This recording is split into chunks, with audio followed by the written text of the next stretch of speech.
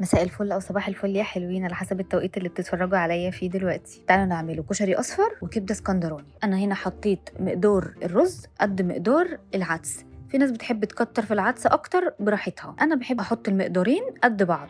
حطيت هنا الرز والعدس، وهجيب الحلة بتاعتي أولع النار عليها وأنزل فيها بالمادة الدهنية اللي أنا عايزاها. أنا هنا نزلت في الحلة بتاعتي بزيت وبسمنة، وبعد ما خلاص السمنة بتاعتي امتزجت مع الزيت هنزل بقى عليهم بالعدس بتاعي بعد ما غسلته هو والرز. هنزل بقى وافضل بقى كده اديهم كده تقليبه عشان اي ميه نزلت زياده معايا تتشرب، وبعد كده هنرجع له تاني. دلوقتي بقى هننزلوا مع بعض يا حلوين بالملح والفلفل الاسود، وبعد ننزلوا مع بعض بالملح والفلفل الاسود نجيبوا بقى ميه سخنه وننزل العدس الاصفر بتاعنا بالميه السخنه.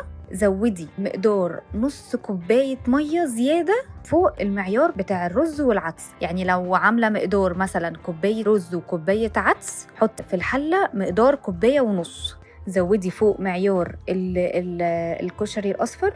احنا بنحط بعد الرز الطبيعي بسنتي، لا حطي بقى مقدار نص كوبايه زياده فوقيها. نفتح بقى على الرز بتاعنا كده ونديله كده تقليبه كده مع بعض كده يا جماله. نغطي بقى على الكشري بتاعنا الاصفر. معانا بقى طاسه نحط بقى فيها كميه زيت كده محترمه. احنا زي ما كنا منزلين في فيديو قبل كده ان الكبده بتحب زيت كتير. حطينا بقى هنا معانا بقى الزيت بتاعنا في الطاسه، شغلنا عليهم النار وسيبنا الزيت يسخن، وبعد ما الزيت ما سخن ننزل عليه بالكبده بتاعتنا نديها بقى تقليبه كده مع بعض.